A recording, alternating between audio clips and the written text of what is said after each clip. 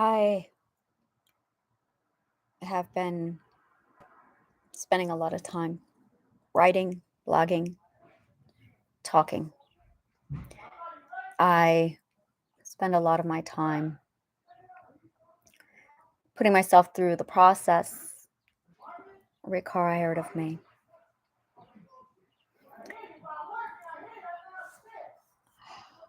I'm I was raped on last Wednesday.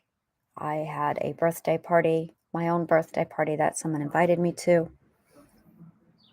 and I was so intoxicated that I required two men to help me walk. I was throwing up and I was literally passing in and out of sleep. I drank a whiskey that I did not see who handled it. I do not know how many hands it passed before it got to me.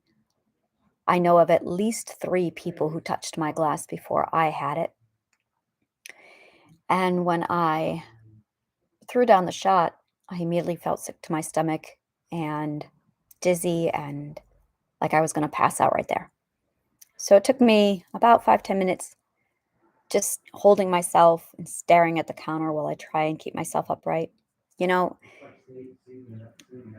and no one noticed. That should have been that should have been the clue. And then from there, they put me downstairs in this lounge area and all these people came and they went.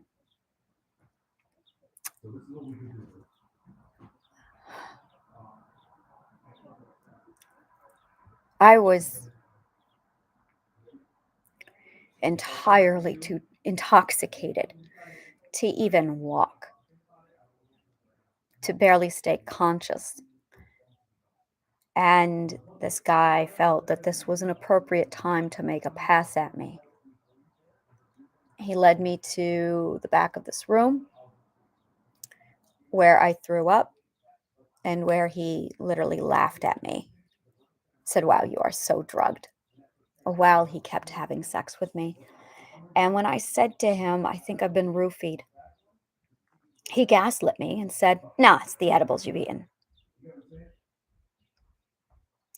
After he was done, he tried for an hour at least. I remember looking at my phone saying it was 2 o'clock, and I was trying to text my partner, but there was no cell signal in the room I was in.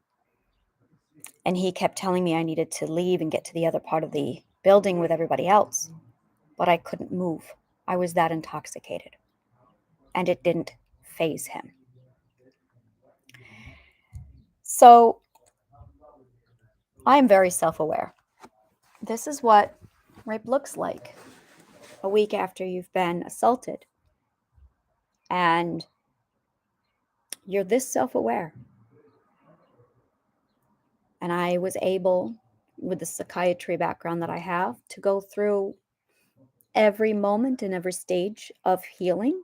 I was able to immediately identify. I was able to identify what was being done to me while it was being done to me. I was able to go, "Oh, I am entirely too intoxicated to give consent at all. I can't even speak to say, 'Get off of me.'" It took me a lot just to use the one phrase, "I think I've been roofied." And that was literally the only thing I could bring myself to say the entire time we were down there. He's not denying having sex with me. He's just, and he is denying that I was roofied.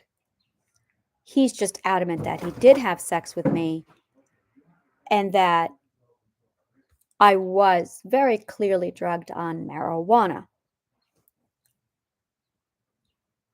And I'm going, I was too drugged at all for you to even touch me, but so I have a lot of people screaming at me now, friends who I thought were friends telling me, gaslighting me.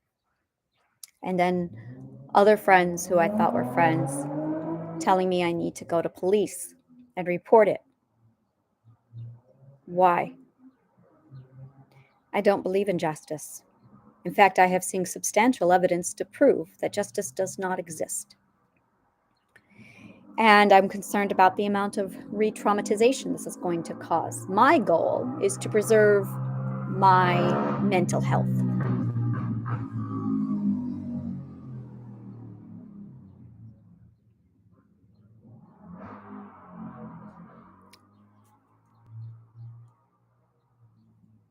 I'm trying to talk and get into exploratory dialogue, but there's nothing left for me to talk about. I've talked a lot about it. I don't like talking about it. I know what happened. So I think this is about validation. I'm validating myself. Maybe that's what I need to do. I don't need the whole world to believe me. I don't need the rapist to believe me. He's not going to believe me. I really don't give a shit what he has to tell himself to sleep at night. I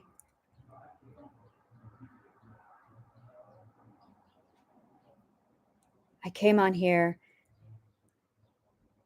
because I wanted to say I can't press charges because I don't want to, because I don't think that's fruitful. But what I can do is teach women how to keep their shit together after they've been raped. And I thought maybe if I knew enough about psychology, it would never happen again. But it's still happening. And I thought if I knew enough about psychology, then I could.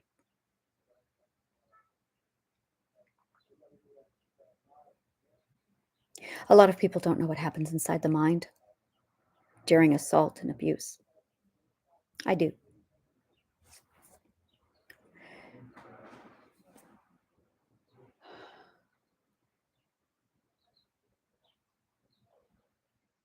I thought that talking was what I needed right now, and I'm beginning to think it's not.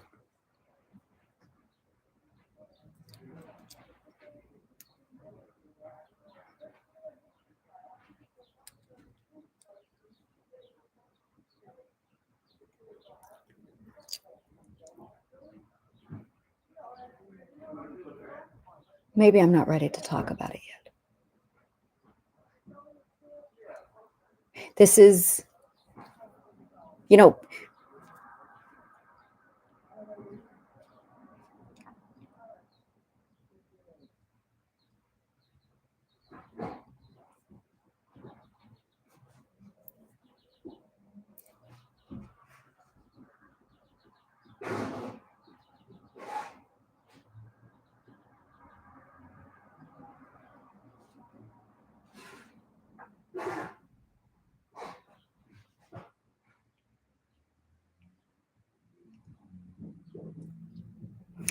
I always use psychology to keep me safe.